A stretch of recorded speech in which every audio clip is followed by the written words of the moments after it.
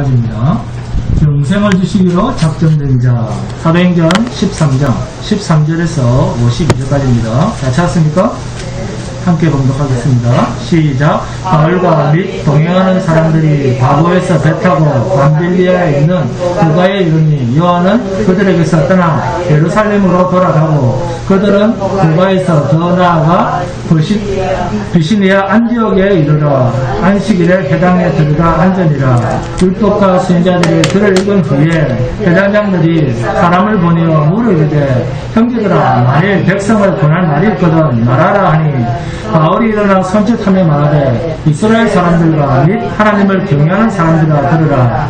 이 이스라엘 백성의 하나님이 우리 조상들을 택하시고 애굽 땅에서 나그네된 그 백성을 높여 큰 권능으로 인도하여 내사 광야에서 약 40년간 그들의 소용을 참으시고 가나안 땅 7족속을 멸하사 그 땅을 기업으로 주시기까지 약 450년간이라. 그 후에 선지자 사무엘 때까지 사사를 주셨더니 그 후에 그들이 왕을 구하거늘 하나님이 베냐민 지파 사람 기스의 아들 사울을 40년간 주셨다가 패하시고 다윗을 왕으로 세우시고 주문하여 이르시되 내가 이새의 아들 다윗을 만나니 내 마음에 맞는 사람이라 내 뜻을 다 이루리라 하시더니 하나님이 약속하신 대로 이 사람의 후손에서 이스라엘을 위하여 구주를 세우셨으니 곧 예수라.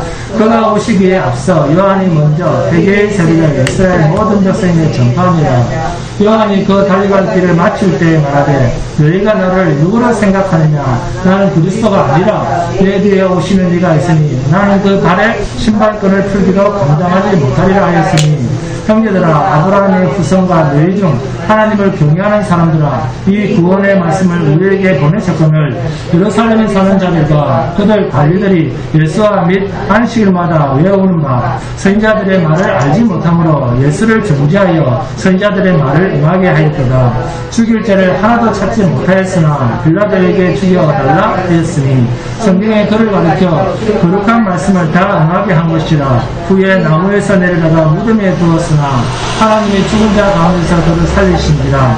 갈릴리로부터 예루살렘에 함께 올라간 사람들에게 여러 날 보이셨으니 그들이 이제 백성 앞에서 그의 증인이라. 우리도 조상들에게 주신 약속을 너희에게 전파하노니 곧 하나님이 예수를 일으키사 우리 자녀들에게 이 약속을 이루게 하셨다 하니라.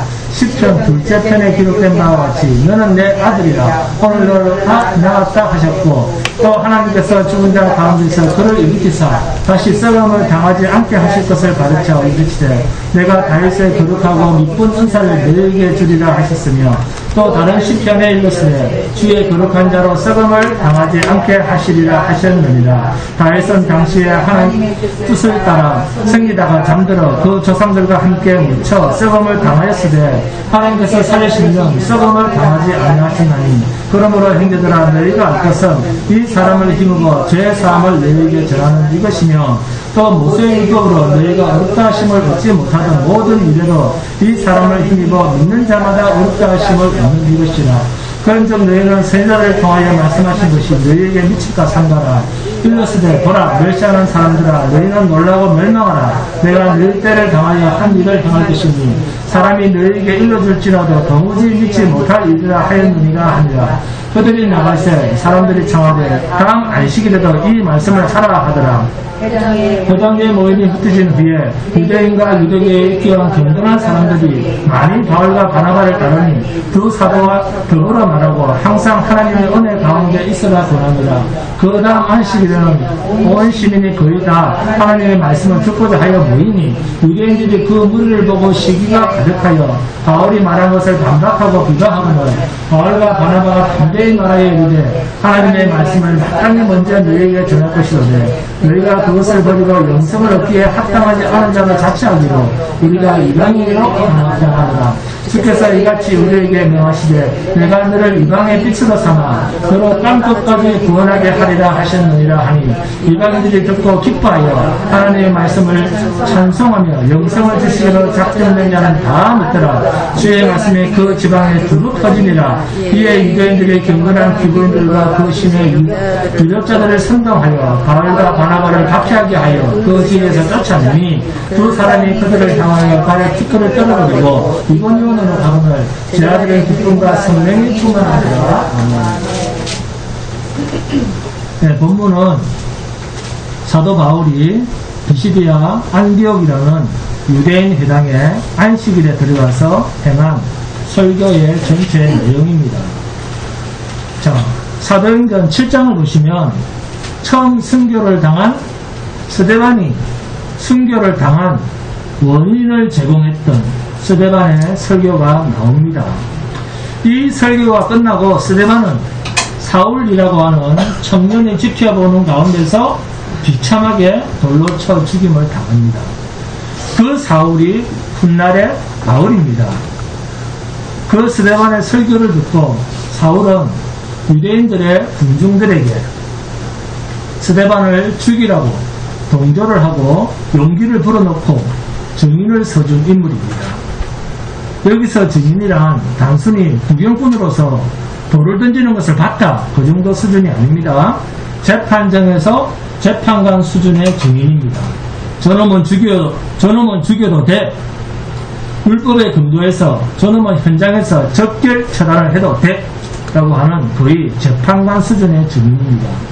스데반의 설교를 듣고 사람들이 자기의 겉옷을 벗어서 사울의 발 앞에 두고 돌을 집어서 스데반을 쳐 죽이는 일에 동의를 해준 가장 우두머리가 사울이라고 하는 청년입니다.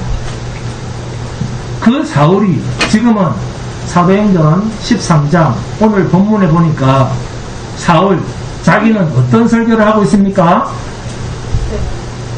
스데반의 설교를 듣고 야 저놈은 죽여야 돼. 저놈은 하나님의 율법에 정면으로 도전한 놈이야. 그러니 저놈은 적결 처단을 해도 돼 라고 승인을 했던 그 장본인인 사울이라고 하는 바울이 자기는 어떻게 설교를 하는지 그것을 오늘 함께 살펴보겠습니다. 간단하게 말해서 스데반의 설교를 듣고는 저놈은 죽여야 돼 그런 판단을 했다면 사울 자신이 설교를 할 때는 어떤 설교를 해야 됩니까? 안 죽을 설교를 해야 되지 않겠습니까? 네? 안 죽을 설교를 해야 정상 아닙니까? 스데반을 죽이라고 허락한 사울이 스데반이 한 설교를 알았겠습니까? 모르겠습니까? 알죠? 압니다. 그러면 최소한 스데반처럼 돌에 맞아 죽을 설교는 피해야 될 것 아닙니까? 그렇죠? 그런데 만일 스데반과 거의 같은 설교를 바울이 했다면 바울은 어떤 각오로 설교를 했다는 말입니까? 그렇죠. 죽을 각오를 하고 설교를 했다라고 봐야 됩니다. 이런 부분을 본문을 통해서 함께 상고해 보겠습니다. 도대체 무엇 때문에 죽으면 죽으리라라는 스데반과 똑같은 각오로 바울은 설교를 할 수 있었을까요? 우리가 본문을 살피면서 만약 바울이 스데반과 같은 설교를 했다면 사울도 죽을 각오를 이미 한 것입니다. 어떻게 설교자가 설교를 한 후에 사람들이 할렐루야 아멘 하면서 손을 잡고 굽신굽신하고 은혜 받았습니다 그렇게 반응하도록 설교를 해야 될 텐데 어떻게 설교 한편하고 맞아 죽을 그런 설교를 할 수 있느냐 그 말입니다. 자 그러면 바울의 설교를 한번 요약해 보겠습니다. 맨 처음 바울은 본문 16절 17절입니다. 바울이 일어나 손짓하며 말하되 이스라엘 사람들과 및 하나님을 경외하는 사람들아 들으라. 이 이스라엘 백성의 하나님이 우리 조상들을 택하시고 애굽 땅에서 나그네 된 그 백성을 높여 큰 권능으로 인도하여 내사. 자, 출애굽을 시킨 하나님에 대해서 언급을 하고 있습니다. 그 다음 18절입니다. 광야에서 약 40년간 그들의 소행을 참으시고 보이죠? 네. 출애굽한 이들의 40년간의 패악에도 불구하고 하나님께서는 여전히 변함없는 마음을 가지고 계셨다 이렇게 말씀하고 있습니다. 오래 참으시는 하나님에 대해서 소개를 하고 있습니다. 그 다음 본문 19절입니다. 가나안 땅 일곱 족속을 멸하사 그 땅을 기업으로 주시기까지 약 450년간이라. 네? 자 이번에는 가나안 땅을 주시기까지 450년간의 이스라엘 백성들의 패역을 말씀합니다. 광야 생활 40년도 그렇고 이스라엘 땅에 가나안 땅에 들어가기까지 450년간의 폐역만 일삼는 이렇게 못된 이스라엘 백성들이 하나님의 오래 참으신 가운데 그럼에도 내가 영원한 천국을 상징하는 가나안 땅으로 반드시 너희들을 드리겠다라고 하는 이 하나님의 약속에 신실하신 하나님을 증거하고 있습니다. 40년간 이스라엘 백성들이 악하고 형편없이 살았지만 하나님께서는 한번 구원하시기로 작정된 자들을 아브라함과의 약속이 400년간이나 지났지만 하나님은 당신의 약속을 기억하시고 애굽 땅에서 세상에서 종되고 나그네가 되었던 그들을 구원하셔서 광야로 데리고 나와서 40년간 악한 짓만 했음에도 하나님께서는 당신의 약속을 신실하게 지키고 계십니다. 여러분, 광야 40년이라는 말은 출애굽한 이스라엘이 이 땅에서 그들의 생명이 끝날 때까지 하나님이 오래 참으시고 결국은 하나님이 약속하신 새하늘과 새 땅 가나안 땅으로 입성을 시켰다. 네? 그런데 이게 모두가 전적인 하나님의 홀로 일하심입니다. 1인칭의 하나님입니다. 그 옛날 아브라함에게 약속을 하셨죠. 가나안 땅을 주겠다고. 아브라함에게 약속하셨던 자기 백성들에 대한 구원을 이루신 것입니다.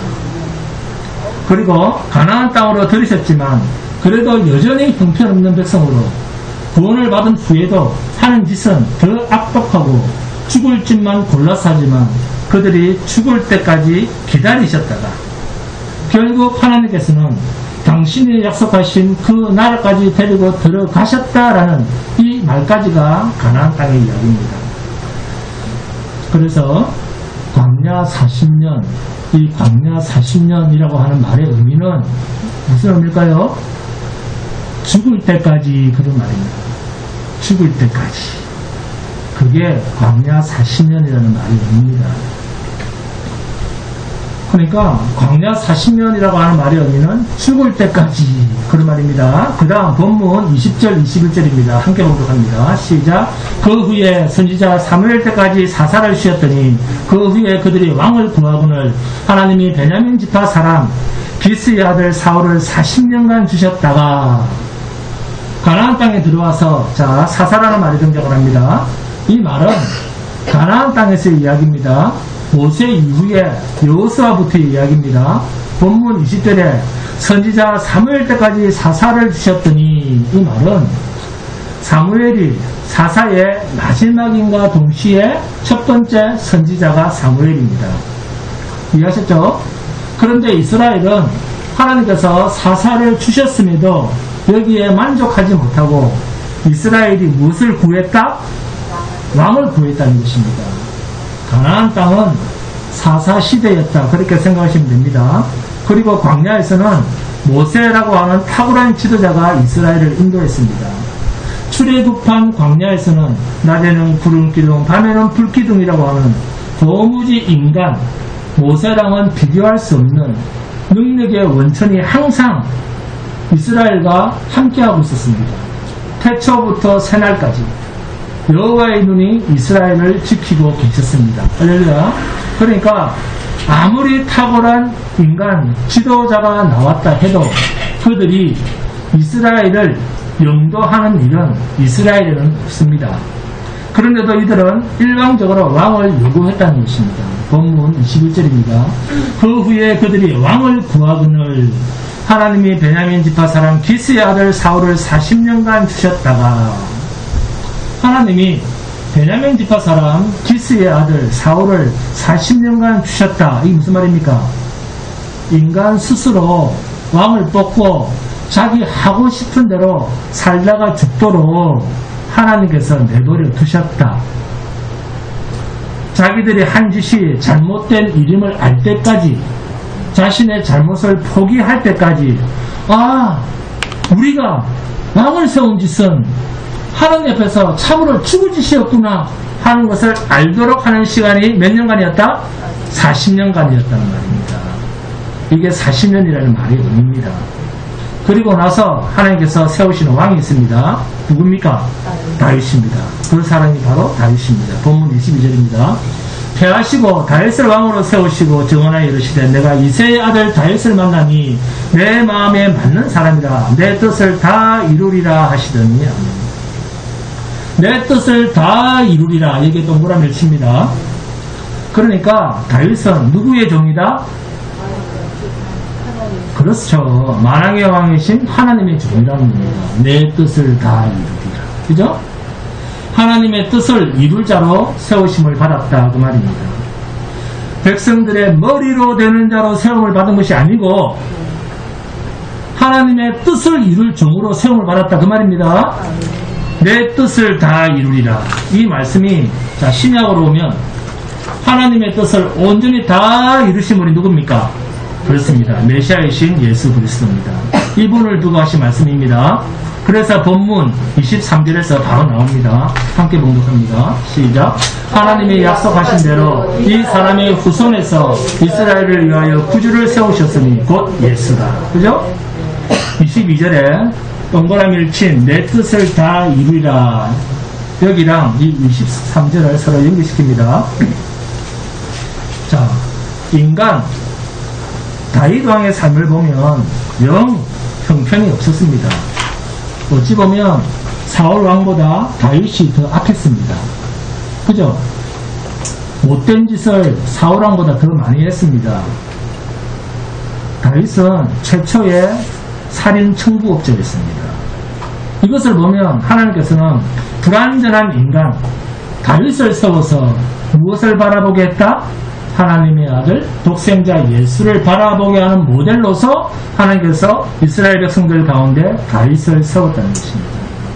그래서 지금부터 다윗과 예수를 계속해서 비교합니다. 다윗은 죽어서 썩었고 예수는 썩지 않고 다시 부활하고 아멘? 이렇게 다윗과 예수를 계속 비교해가면서 결국 다윗은 하나님의 독생자 아들 메시아의 뭐였다? 그림자였다는 겁니다. 왜 이런 말을 계속하느냐? 다윗의 위가 왕위가 영원하다는 것입니다. 다윗의 위가 영원하다는 그 영혼이 어디에 있는가? 그리스도 예수로 이루어지는 새하늘과 새 땅에 만왕의 왕이신 것을 그림자로서의 역할자로서 다윗과 예수를 비교하면서 바울이 소개를 하고 있습니다. 이해하셨죠? 자, 그러면 스데반의 설교는 어떠는지 한번 살펴보겠습니다. 자, 사도행전 7장으로 넘어갑니다. 사도행전 7장을 보시겠습니다. 사도행전 7장 전체가 스데반의 설교입니다. 스데반은 아브라함까지 올라가서 아브라함, 야곱, 요셉으로 이야기가 내려옵니다. 자, 사도행전 7장 2절, 3절, 4절 함께 봉독합니다. 시작. 스데반이 이르되 여러분 부형들이여 들으소서. 우리 조상 아브라함이 하란에 있기 전 메소포타미아에 있을 때에 영광의 하나님이 그에게 보여 이르시되 내 고향과 친척을 떠나 내가 내게 볼 땅으로 가라 하시니 아브라함이 갈대아 사람의 땅을 떠나 하란에 거하다가 그의 아버지가 죽으면 하나님이 그를 거기서 너희 지금 사는 이 땅으로 옮겼었느니라. 자, 너희 지금 사는 이 땅으로 옮기셨느니라. 이 말이 가나안 땅을 두고 한 말입니다. 그러니까 갈대아 우르를 떠나 하나님께서 지시하신 그 땅이 어디냐면 가나안 땅입니다. 아브라함에게 이 가나안 땅으로 발을 딛게 하셨다는 말은 결국 애굽에서 종살이를 하다가 출애굽을 함으로 원래의 자기 땅으로 돌아왔다 그 말입니다. 가나안 땅에 들어갔다는 말은 원래 자기 땅으로 들어갔다 그 말이에요. 그러니까 출애굽을 해서 광야를 거쳐서 가나안 땅으로 들어왔다 그런 말이 아니라 원래 가나안 땅은 하나님께서 누구한테 주신 땅입니까? 아브라함에게 주신 땅입니다. 하나님께서 본래 가나안 땅을 아브라함에게 주셨는데 왜 이스라엘이 애굽으로 갔다가 그곳에서 430년을 머물고 그 후 출애굽을 시켜서 광야에서 40년을 보내다가 원래 아브라함에게 약속하셨던 그 땅을 다시 아브라함의 후손들에게 주게 되었는가라는 이 이야기를 스데반은 굉장히 논리 정연한 이야기로 설교를 하고 있습니다. 하나님께서 이렇게 하신 것은 하나님께서 가나안 땅을 다 채울 인구를 만드시기 위해서 가나안 땅에 살게 하시면서 가나안 땅을 충만하게 거할 만큼 대민족을 이룰 시간이 필요했는데 그게 애굽의 430년입니다. 그래서 이 하나님의 계획이 바로 이삭, 야곱, 요셉 이런 식으로 흘러가다가 모세가 등장하는 겁니다. 자, 그러면 사도행전 7장 9절 10절입니다. 함께 봉독합니다. 9절 10절 시작. 여러 조상이 요셉을 시기하여 애굽에 팔았더니 하나님이 그와 함께 계셔 그 모든 환난에서 건져내사 애굽 바로 앞에서 은총과 지혜를 주시매 바로가 그를 애굽과 자기 온 집의 통치자로 세웠느니라. 아멘. 이렇게 요셉이 총리가 되고 그 후 애굽에서 이스라엘 민족의 수가 많게 되었는데 그러면 어떻게 해서 모세가 등장을 하는가? 사도행전 7장 17절입니다. 하나님이 아브라함에게 약속하신 때가 가까우면 이스라엘 백성이 애굽에서 번성하여 많아졌더니 그죠? 나오죠? 하나님이 아브라함에게 약속하신 때 가나안을 아브라함에게 주시겠다 하던 그때의 조건이 뭡니까? 하나님이 아브라함에게 약속을 주시겠다 했을 때 그 조건이 뭐죠? 이스라엘 백성이 하늘의 별과 같이 많고 바다의 모래알처럼 많아져야 되는 것입니다. 이 조건이 충족되었다는 것입니다. 아멘. 자, 계속해서 사도행전 7장 18절에서 20절입니다. 함께 공부합니다. 자, 18절에서 20절 시작. 요셉을 알지 못하는 새 임금이 애굽 왕위에 오르매 그가 우리 족속에게 교활한 방법을 써서 조상들을 괴롭게 하여 그 어린 아이들을 내버려 살지 못하게 하려 할세. 그때 모세가 났는데 그만. 여기서 모세가 등장하죠.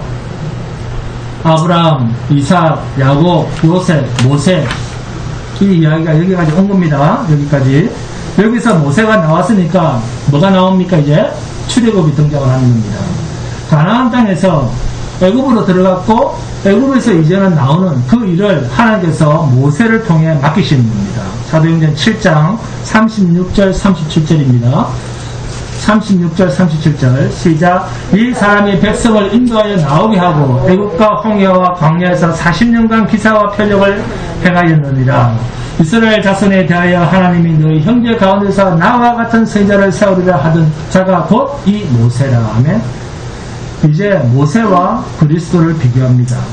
하나님께서 내 마음에 합한 자 다윗과 예수를 비교하다가 이제는 선지자 모세와 영원한 선지자 예수를 말씀합니다. 그러면서 율법과 선지자들에게 증거를 받은 자 예수 그리스도 이렇게 이야기가 전개되고 있습니다.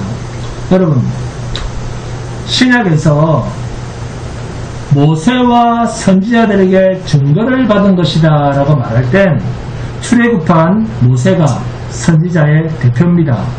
그래서 이스라엘 백성들은 그 선지자 그러면 모세 같은 선지자를 생각했고 그가 바로 메시아다 라고 바로 알았습니다. 그래서 스데반은 모세와 선지자 율법과 선지자들에게 증거를 받은 자라는 말로 설교를 하고 있습니다. 그러면서 사도행전 7장 45절 이하에서는 이방 민족들을 다 쫓아내고 여호수아와 함께 가나안 땅으로 들어가서 다윗 때까지 이르렀다.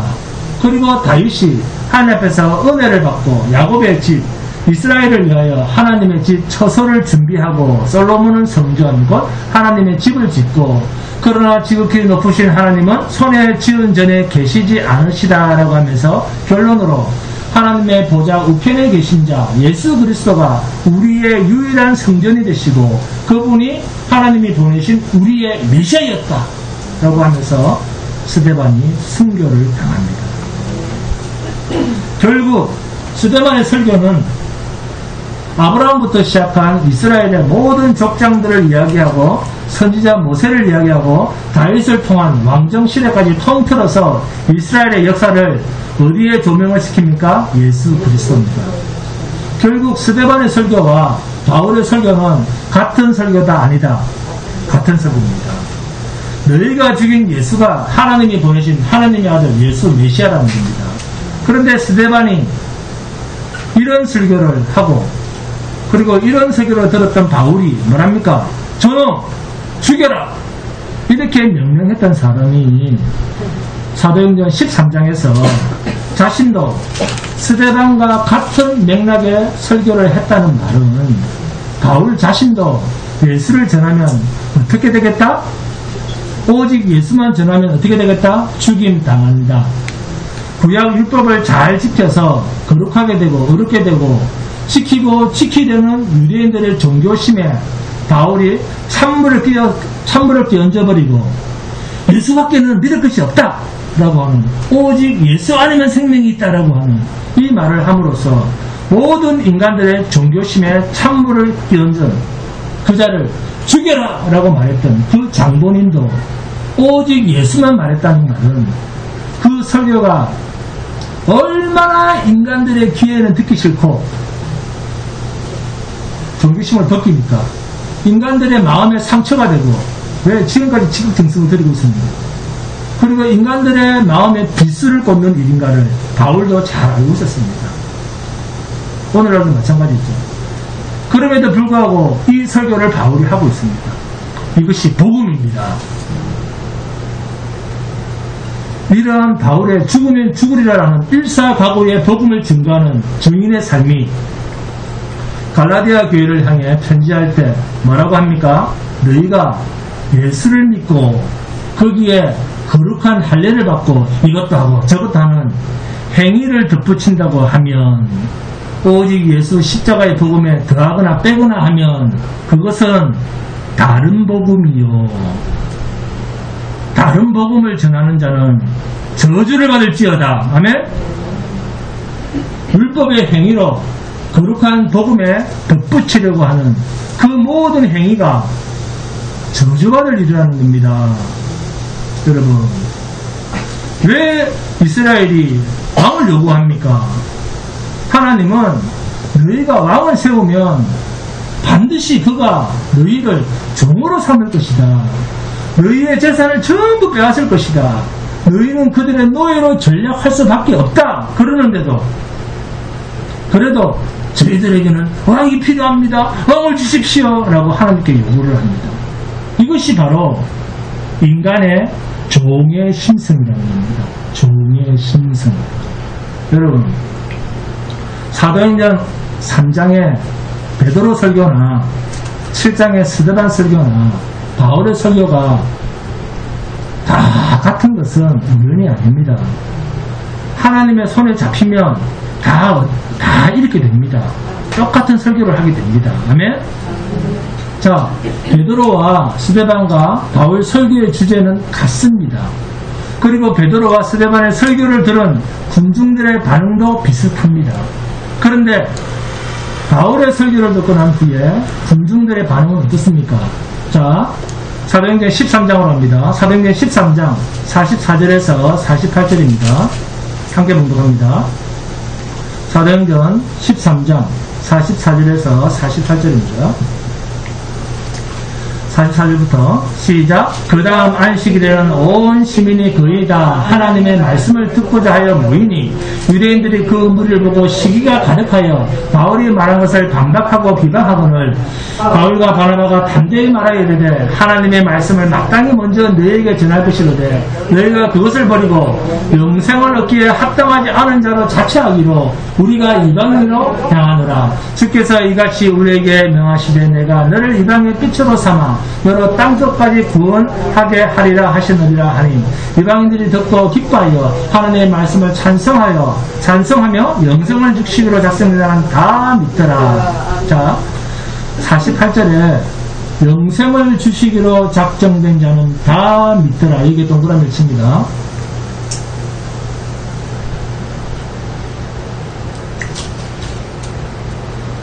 아무나 예수 믿는 게 아닙니다. 비시디아 안디옥에 복음이 두루 전파되었지만 믿는 사람은 하나님께서 영생을 주시기로 작정된 자만 믿으라는 것입니다. 주의 말씀이 비시디아 안디옥 지방에 두루 퍼졌지만 믿고 영생을 얻는 자는 하나님께서 영생을 주시기로 작정된 자만 믿더라. 그리고 정작 성전 맡은 자와 사두개인과 바리새인과 그의 유대인들은 이 바울과 바나바를 초청하면서 말씀을 더 듣기를 원하는 자들을 보면서 어떤 마음이 일어났다는 겁니까? 시기하는 마음이 일어났고, 그래서 비방했다는 겁니다. 그들은. 이것이 바울의 설교를 들은 후에 일어난 현상입니다. 베드로의 설교 때나 스데반의 설교 때나 바울이 설교를 끝낸 후에 반응이 다 똑같습니다. 바울은 이런 설교를 하면 자신이 어떻게 될지 아는 사람 아닙니까? 그죠? 스데반의 설교를 직접 들었던 사람 아닙니까? 그러면 스데반과 같은 설교를 하면 사람들이 듣기 싫어하고 돌로 쳐 죽이려고 하고, 그 당시 사울도 그게 듣기 싫어서 죽여라 라고 정의를 썼던 사람 아닙니까? 그럼에도 불구하고 바울은 베드로가 겪었던, 스데반이 이미 겪었던 그 전체를 그대로 밟고 있습니다. 그런데 여러분, 실상은 이것이 하나님께서 주신 은혜입니다. 하나님으로부터 은혜를 받으면 세상에 눈에 보이는 사람이 의식되지가 않는 법입니다. 하나님께서 은혜를 받으면 세상 사람들이 어떤 반응을 하든 거기에 의식하지 않습니다. 응? 자기 설교를 듣고 사람이 자기를 죽이려 한다고 해서 사람 듣기 좋은 소리는 하지 않습니다. 성도는, 목사는 주의 종이지 사람의 종이 아닙니다. 아멘? 그래서 사람 듣기 좋은 소리를 하는 것이 아니라 주님이 듣기 좋은 소리를 하는 겁니다. 이게 설교예요. 이게 복음 전파입니다. 개미가 독수리의 심정을 알겠습니까? 날아봤어야 알지. 전부 다 개미 왔어. 왜 사도 바울이 자기가 죽여야 된다고 정의를 썼던 스데반과 왜 똑같은 설교를 합니까? 스데반의 설교가 대단한 능력을 가지고 있었더라면 우선 현장에서 자신을 돌로 쳐 죽이려고 했던 그 사람들이, 그리고 정의를 서주고 있는 사울부터 변화가 돼야 될 것 아닙니까? 우리가 죽이면 안 되겠다. 그래, 예수 믿어야지. 이렇게 나와야 되지 않습니까? 그런데 여러분, 생명의 복음은 전하는 자가 그 생명의 복음을 전했다고 사람을 변화시킬 수 없습니다. 그런데도 바울 사도가 스데반과 동질의 설교를 하고 있다는 것은 사도 바울 자신도 자신의 설교를 통해서 누군가를 믿게 하거나 변화시킬 수는 없다 하는 것을 이미 바울은 알고 있었다는 겁니다. 그래서 본문 48절에 이방인들이 듣고 기뻐하여 하나님의 말씀을 찬송하며 영생을 주시기로 작정된 자는 다 믿더라. 아멘. 오직 저와 여러분을 믿게 하고 사람을 변화시키고 영생의 생명을 주실 수 있는 분은 하나님이시지 설교자가 아닙니다. 그런데도 왜 목사 보러 설교를 하라 할까요? 예수 그리스도를 전달하는 도구로 목사를 사용하시는 것입니다. 설교란 오직 그리스도 예수의 생명을 전하고 그 예수 그리스도를 보내신 자, 하나님은 어떤 분이신가를 가르치기 위한 수단으로 주신 것입니다. 그러므로 진정 다른 설교라고 하는 것은 사람들이 얼마나 그 설교에 호응을 하는가, 사람들이 그 설교를 듣고 얼마나 많이 모여드는가, 이것으로 판단하는 것이 아닙니다. 본문에 기록된 하나님의 말씀을 가감없이, 이 본문의 말씀을 가감없이 그대로 전하고 있는가, 그리스도 예수의 구원자 되심을 그대로 전하고 있는가, 이것으로 판단하는 겁니다. 진리로 판단한다 그 말입니다. 그리스도 예수만이 하나님의 생명의 구원자이시구나. 이것을 베드로의 설교에서도, 스데반의 설교에서도, 바울의 설교에서도, 오늘날의 설교에서도 동일한 주제입니다. 주님만이 우리의 영원한 구원자이시다. 그래서 본문 42절에 그들이 나갈새 사람들이 청하되 다음 안식일에도 이 말씀을 하라 하더라. 그런데 44절, 45절에 보니까 그 다음 안식일에는 온 시민이 거의 다 하나님의 말씀을 듣고자 하여 모이니, 그러나 유대인 지도자들은 45절에 유대인들이 그 무리를 보고 시기가 가득하여 바울이 말한 것을 반박하고 비방하거늘, 같은 설교를 들었음에도 불구하고 반응은 극과 극입니다. 여러분, 만일 설교 자체에 능력이 있다고 하면 또는 설교자의 능력이 있었다고 하면 결과가 이렇게 극과 극으로 나타날 수 있겠습니까? 설교를 들은 자들에게 동일한 반응이 나와야 되지 않습니까? 네? 그런데도 동일한 반응이 나오지 않았다는 것은 설교자랑은 상관없이 설교자의 배후에서 역사하시는, 말씀으로 역사하시는 성령 하나님께서 각 사람에게 어떻게 주장하시는가에 따라서 말씀을 듣고 영생을 주시기로 작정된 자는 바울의 설교를 생명의 말씀으로 들을 것이요, 그렇지 않은 자는 비방하고 죽이려고 하는 모습으로 나타날 것입니다. 전적인 하나님의 일하심입니다. 그러면 설교의 기능이란 무엇입니까? 하나님께서 주신 새 생명으로 거듭난 사람은 이 땅에서 어떻게 사는 것이 신앙의 삶인가를, 신앙의 길, 말씀의 길, 진리의 길, 생명의 길을 걷게 하는 데 필요한 길잡이 역할을 하는 것이 설교입니다. 사람은 절대로 사람의 말에, 사람의 가르침에 고침받아지질 않습니다. 이 세상의 그 어떠한 교육으로도 인간은 변하지 않습니다. 내가 내 자식과 마음대로 못합니다. 하나님 앞에 여러분의 자식을 맡기시기 바랍니다. 성도는 하나님 앞에서만 고쳐집니다. 그것도 우리를 찾아오신 하나님에 의해서만 달라질 수 있습니다. 하나님께서 믿게 하셔야만 믿어집니다. 이렇게 우리는 예수를 믿게 할 수 없으니까 어떻게 해야 됩니까? 그렇죠. 전하기만 하면 되는 겁니다. 아멘. 본문 46절입니다. 바울과 바나바가 담대히 말하여 이르되 하나님의 말씀을 마땅히 먼저 너희에게 전할 것이로되 너희가 이것을 버리고 영생을 얻기에 합당하지 않은 자로 자처하기로 우리가 이방인에게로 향하노라. 하나님의 나라는 인간들로부터 호감을 가지기 위해서 가는 나라가 아니라는 것입니다. 하나님의 백성이 되고 그리스도 예수를 구주로 믿게 되는 능력은 복음의 일지, 사람이나 그 사람의 인격이나 사람의 수단이나 인간의 어떠한 노력이나 인내랑은 상관이 없습니다. 복음은 선포입니다.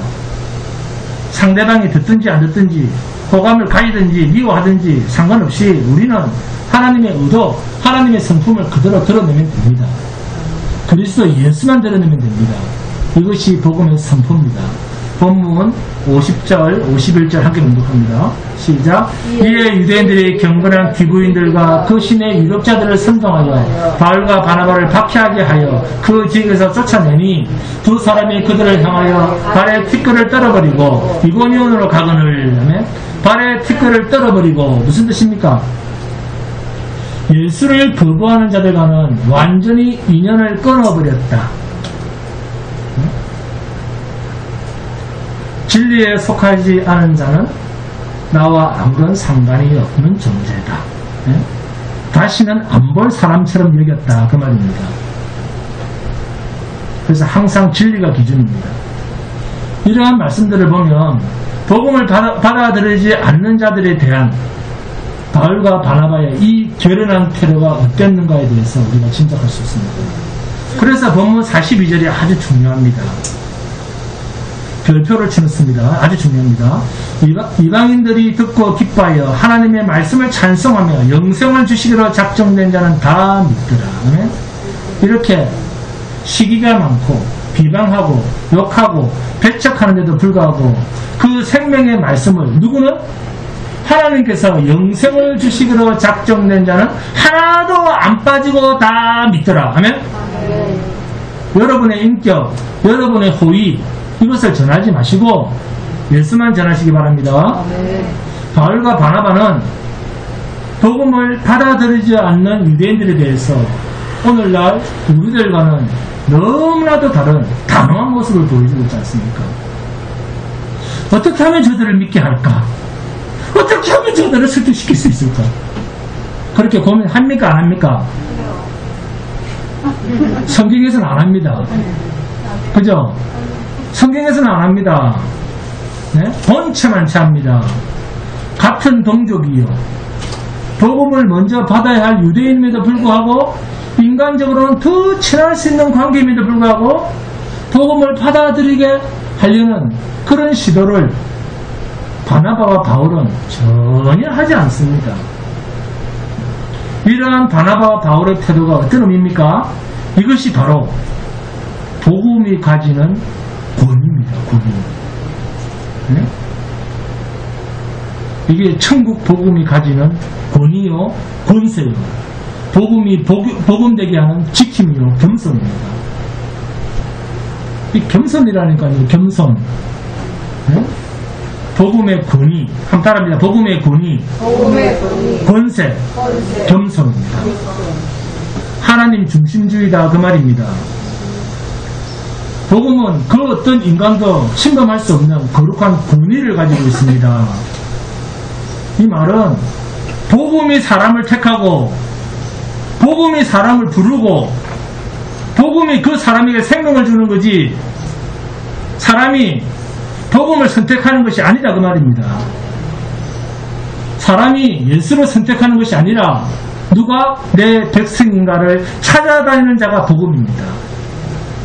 복음이 찾아다니면서 성령이 찾아다니면서 너는 내 백성이야, 너는 내 거야. 복음이 스스로 찾아다닙니다. 복음은 오직 하나님이 택하신 자들만 찾아다닙니다. 그래서 전도란 말 그대로 그리스도의 진리의 도를 전하는 것입니다. 사람을 설득시키는 것, 사람을 납득시키는 것, 사람을 굴복시키는 것, 그런 거 아닙니다. 아멘? 진리를 증거하는 것입니다. 그래서 여러분이 진리로 무장하셔야 되는 것입니다. 성도는 전도자입니다. 복음을 전하라고 하는 사명을 받은 자입니다. 믿게 하는 것은 저와 여러분의 소관이 아닙니다. 그러니까 얼마나 자유합니까? 얼마나 자유합니까? 자유하잖아요. 마음 편하지 않습니까? 예수 믿으면 천국 갑니다. 이렇게 전도를 하는 거예요. 예수 믿으면 천국 갑니다. 예? 그러면 정말로 예수 믿으면 천국 갑니까? 네, 그럼요. 그 대신 당신을 믿으면 절대로 안 됩니다. 돈도 믿어서는 안 됩니다. 지식도 믿어서는 안 됩니다. 지혜를 믿어서도 안 됩니다. 자식을 믿어서도 안 됩니다. 부모를 믿어서도 안 됩니다. 아무것도 믿어서는 안 됩니다. 오직 예수만 믿으셔야 됩니다. 아멘? 여러분, 우리가 예수를 전했는데 상대가 믿지 않으면 내가 설득력이 부족했다거나 지혜가 부족했다거나 지식이 부족한 결과가 아닙니다. 그것은 상대방의 책임이에요. 예수를 믿고 안 믿고는 상대방의 책임이지 우리 책임이 아닙니다. 복음의 능력이 우리를 나팔로 사용하십니다. 우리 모두는 바나바와 바울과 같은 복음의 전도자입니다. 전해야 됩니다. 제가 여러분 앞에 여러분의 기분과 상관없이 여러분의 마음이 듣고 싶어 하는 것과는 상관없이 때를 얻든지 못 얻든지 강대상에 서기만 하면 그리스도 예수밖에는 이렇게 전하지 않듯이 여러분도 나가시면 때를 얻든지 못 얻든지 일본에 가시든지 미국으로 가시든지 예수만 전해야 됩니다. 듣는 자가 믿든지 말든지 그것은 하나님의 소원입니다. 복음은 아무나 믿는 것이 아니기 때문에 상대방의 반응에 신경을 쓰거나 상관하지 마시기 바랍니다. 오직 하나님께서 택하신 자만 복음이 복음으로 그 사람 속에서 역사하게 되어 있습니다. 내가 복음을 전했다고 그 사람이 믿어지는 게 아닙니다. 믿는 게 아닙니다. 여러분이나 저나 바로 이 하나님의 택하심을 받은 장본인들 아닙니까? 말로 다 할 수 없는 복 안에 있는 자들 아닙니까? 우리가 그런 의미에서 하나님의 복음은 믿어달라고 사정하는 그런 수준의 것이 아닙니다. 복음만이 영원히 죽지 아니할 생명이다 라고 선포하는 것입니다. 그리고 나머지는 하나님께 맡기시면 됩니다. 할렐루야. 이렇게 복음의 권위가 무엇인가를 알고 복음의 권세를 알고 또 이 복음의 권위 아래에서 한치의 흔들림도 없이 담대하게 주 예수만 전하시기 바랍니다. 바나바와 바울의 전도 사역을 보면서 복음이 가지는 이 무한한 능력, 이 능력 안에서 두 사도가 누리는 참된 복음의 여유, 이것을 저와 여러분에게도 늘 우리의 전도 현장에서 복음의 권세와 권능을 여유있게 누리시는 복된 성도가 되시기를 주님의 이름으로 축원드립니다. 찬송합니다. 찬송가